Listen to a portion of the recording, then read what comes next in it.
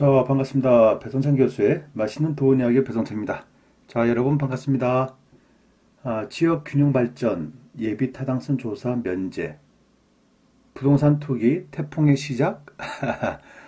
오늘은 어제 발표했죠. 국가 균형 발전 프로젝트로 인해서 부동산 투기에 또 바람이 불지 않을까 그런 생각이 듭니다.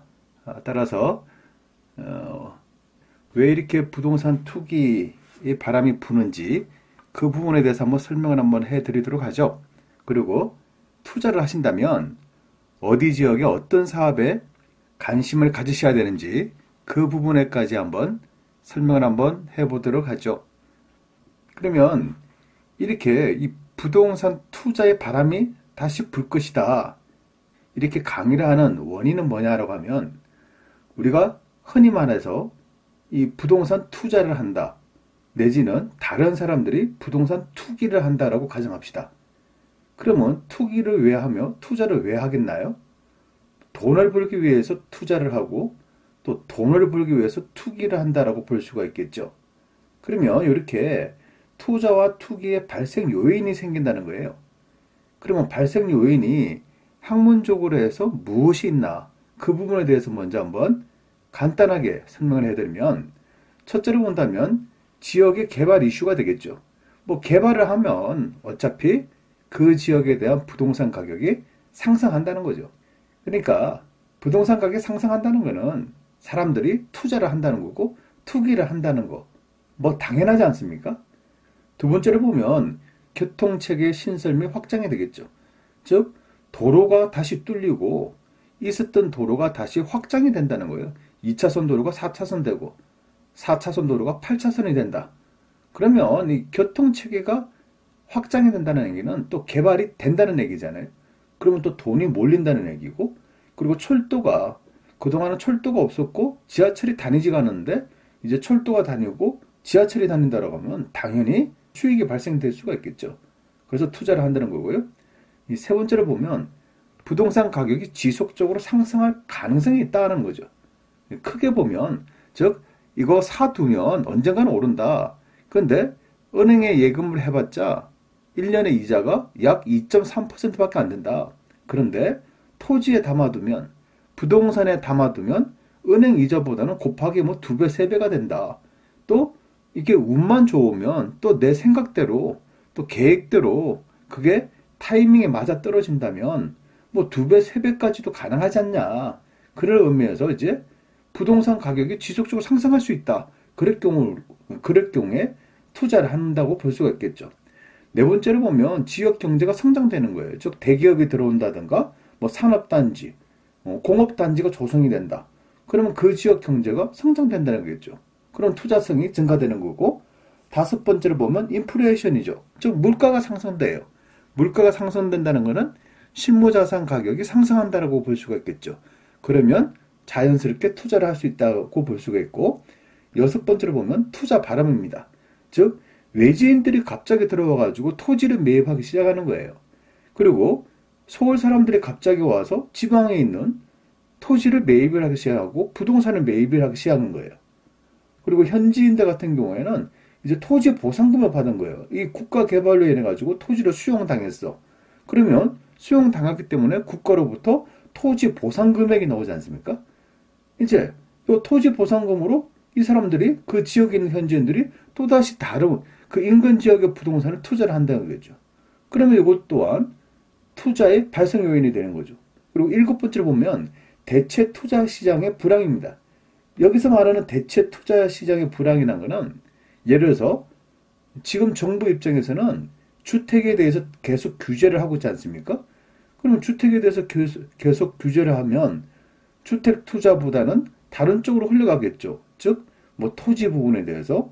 그러니까 주택 시장이 불황일 때 그 반대편에 있는 토지 시장이 오히려 호황이 될 수도 있다라고 이렇게 이제 생각을 할 수가 있겠죠. 그래서 이런 7가지 요인에 의해서 투자와 투기 수요가 발생이 된다라고 이렇게 설명을 해드릴 수가 있을 것 같고요.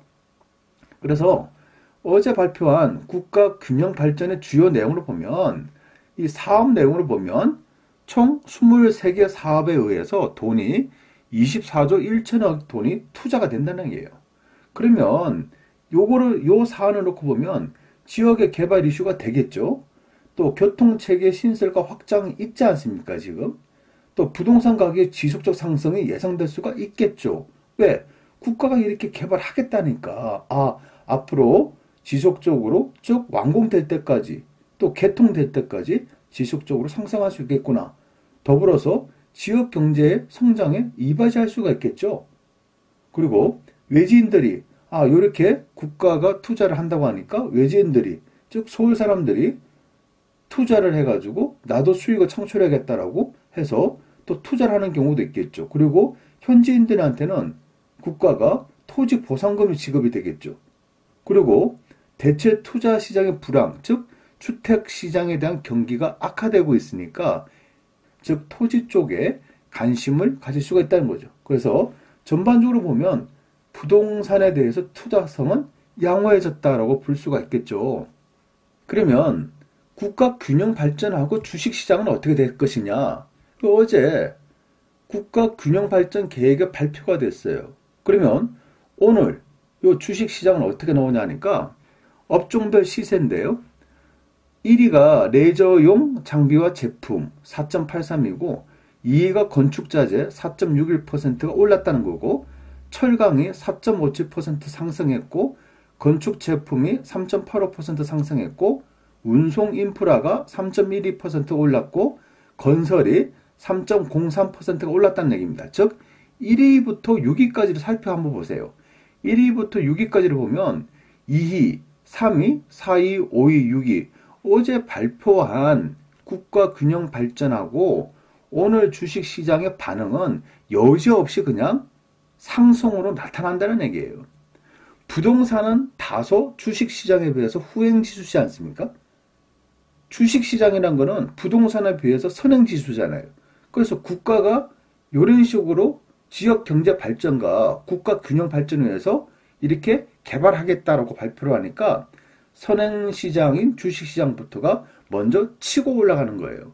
건축자재, 철강, 건축제품, 운송인프라, 건설이라는 얘기예요. 건설.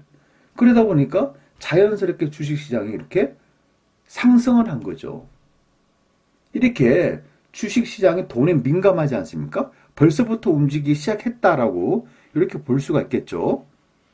그러면 우리가 이 부동산에 대해서 투자 종목으로 보면 굉장히 많은 투자 종목이 있죠.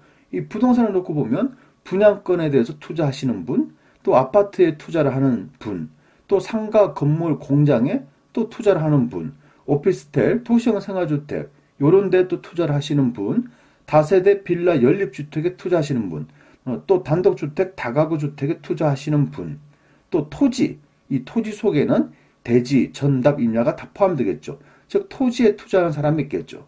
그러면 부동산 투자 종목, 이렇게 많은 부동산 투자 종목 중에서 어제 발표한 국가균형발전 프로젝트에 의하면 전국적으로 분양권이 오른다, 아파트가 오른다, 상가, 건물, 공장이 오른다, 오피스텔, 도시형 생활주택, 다세대 빌라 연립, 단독주택, 다가구 주택이 오른다고 표현하기는 어려워요. 요건 힘들어요. 왜냐하면 보시다시피 도로, 철도, 공항 어떻게 보면 교통 부분이 아니죠. 교통. 그래서 교통이란 거는 또 물류가 되겠죠. 또 사회 간접 자본이 되겠죠. 그래서 사회 간접 자본이 되다 보니까 요거는 개발 이슈라는 거예요. 그래서 개발 이슈라는 거는 역시 토지 부분에 상승풍이 더 강하다. 지금 이렇게 개발을 한다라고 발표가 돼 있음으로 인해서 또 그 지역에 있는 예를 들어서 뭐 아파트를 사겠다. 이런 건 아니죠. 그래서 국가 균형 발전에 대해서는 이 토지 부분에 대해서 관심을 집중하셔야 된다라고 말씀드릴 수 있겠어요. 그러면 토지 시장의 상승 이유부터 먼저 살펴보면 올해 토지 보상금이 22조 원이 나온다는 거예요. 이 엄청난 돈이 나온다는 거죠. 보상금으로. 그리고 2018년 지가 상승률이 4.58%가 상승했는데요. 이거는 2012년 이래 지가 상승률을 따지면 최고로 많이 상승했다는 겁니다. 그러면 작년에 왜 이렇게 지가 상승률이 높았냐라고 한다면 2018년 토지 보상금이 16조가 풀렸다는 얘기고, 주택시장에 대해서 규제를 한 거죠. 양도세 강화하고 보유세를 높이고 대출을 규제했지 않습니까? 그래 보니까 대체 시장인 토지 쪽으로 돈들이 흘러갔다라고 볼 수도 있겠죠. 그리고 토지를 국가가 수용했다면 자연스럽게 토지 보상금이 나오겠죠. 그래서 토지 보상금을 가지고 인근 지역의 부동산을 취득할 경우에는 취득세가 면제가 된단 말이에요. 그런 부분이 있기 때문에 토지 보상금의 특징으로 본다면 인근 지역으로 다시 유입이 된다라는 거예요. 그리고 어제 발표한 거죠. 국가 균형 발전으로 인해서 23개의 사업으로 24조 1천억 원이 돈이 투입이 된다는 거예요. 앞으로. 그 다음에 여러분 잘 아시다시피 3기 신도시가 건설된다는 거고, 또 GTX A 노선, B 노선, C 노선이 이제 한다는 거 아닙니까? 물론 GTX B 노선은 아직 확정은 안 됐죠. 예비 타당성 조사 아직 넘어가지도 못했어요. 요번에 면제도 못됐고요. 하지만 GTX B 노선 또한 요거는 시간의 문제이지 언젠가는 요거도 해야 될 사업으로 볼 수가 있겠죠. 그러면 이렇게 흐름으로 보면 요것만 가지고도 부동산 시장에, 토지 시장에 긍정적 요소가 많다. 즉 토지가 상승한 여력이 여전히 충분하다라고 말씀을 드릴 수 있을 것 같아요. 이제 다음 페이지를 보시면 다만 토지 시장의 상승 가능성은 증가됐다는 거, 이거 뭐 확실한 거죠. 그 다음에 교통 낙후 지역, 당연히 뭐 철도도 없었고 도로도 없는 지역에 철도가 개통이 되고 도로가 신설이 되면 또 확장이 되면 당연히 교통 낙후 지역에 대한 토지 상승은 당연히 바라다 볼 수가 있겠죠. 또 사업지구 내 역세권 개발, 또 대토 수요가 또 증가될 수도 있겠죠. 다만 여러분이 조심할 부분이 있어요. 왜냐하면 이 토지 시장이 양호하다라고 해가지고 지방에 있는 아파트 시장 또는 지방에 있는 또 상가 건물 시장 또 지방에 있는 주택 시장이 토지 가격 상승으로 다시 오를 것이다. 이렇게 함부로 얘기할 분위기는 아니라는 얘기예요. 또 모든 지역이 다 개발한다고 모든 지역이 다 상승되는 것도 아니다는 얘기입니다. 어떻게 보면 주택시장도 서울하고 수도권과 지방에 철저한 양극화 시장이 있죠. 토지시장 또한 철저한 양극화 시장이 이루어질 겁니다. 즉 상승하는 지역은 상승하고 또 재미를 보지 못하는 지역은 재미를 못 볼 수 있다는 얘기예요. 그리고 또 중요한 거는 철도보다는 뭐니 해도 도로에 관심을 좀 가지셔야 되겠죠. 국가 균형 발전을 이렇게 하겠다는데 여기서 관심 지역으로 본다면 일단은 도로에 한정돼서 이렇게 살펴보면 제2 경춘국도가 되겠죠. 역시 남양주에서 춘천 가는 도로가 이제 신설이 된다는 얘기잖아요. 그 다음으로 보면 세종시와 청주시 간의 세종 청주 간의 고속도로가 되겠죠. 그리고 울산 외곽 순환도로가 되겠고 또 부산 신안과 김해 고속도로가 이제 관심을 좀 가져보셔야 되겠죠. 특히 더 관심을 가져야 되는 지역은 제2 경춘국도가 되지 않을까라고 개인적으로 한번 생각을 한번 합니다. 여러분은 반드시 기억하실 부분이죠. 뭐냐라고 하면 지역적인 이슈는 반드시 한계가 있다는 거예요. 그리고 지역적인 이슈는 반드시 지속적으로 계속 상승하지는 않는다는 얘기입니다. 그 왜 그러냐 하면 계속적으로 지속적으로 상승하기 위해서는 새로운 매수자들이 계속 투입이 돼야 돼요. 그렇지 않나요? 다른 사람이 계속 사줄 때 외지인들이 계속 여기를 사줄 때 그 지역의 부동산 가격은 계속 오를 수가 있다는 거죠. 예를 들어서 말씀을 해드리면 SRT 수서역하고 대전역하고 비교를 한번 해보세요. 지금 수서지역은 계속 발전하고 계속 토지 가격, 아파트 가격이 계속 올라가지 않습니까? 그런데 대전역 주변에 있는 아파트를 놓고 보세요. 아니 KTX가 뚫렸고 SRT까지 왔다 갔다 하는데도 대전역 주변 아파트 가격은 상승폭이 그다지 크지가 않다는 거예요. 아니, 수서역 주변에 있는 아파트하고는 비교 자체가 안 된다는 얘기입니다. 그럼 똑같이 KTX, 똑같이 SRT가 되는데 요 수서역 지역은 인기가 있고 대전역 지역은 왜 인기가 없냐? 그건 바로 지역적인 이슈냐, 전국적인 이슈냐, 요점에 대한 차이라는 거죠. 그런데 지금 발표한 거는 그래서 전국적 이슈가 될 가능성은 많지가 않다는 얘기예요. 즉, 지역적 이슈밖에 안 된다는 얘기예요. 그래서 지역적 이슈라는 거는 반드시 한계가 있다는 거고, 여러분이 투자하실 때 반드시 조심하셔야 돼요. 이처럼 우리가 흔히 아는 대전역도 전국적으로 보면 규모가 큰 KTX역이지 않습니까? 그렇다 하더라도 그 주변의 땅값하고 그 주변의 아파트 가격이 그렇게 상승폭이 크지가 않다라는 거예요. 아무튼 국가 균형 발전 참 내용은 좋아요. 내용은 좋지만은 반드시 지역적 이슈는 투자에 한계가 있다는 거, 요 부분을 꼭 명심하시기 바랍니다. 이상까지 배종찬 교수의 맛있는 도움 이야기였습니다. 감사합니다.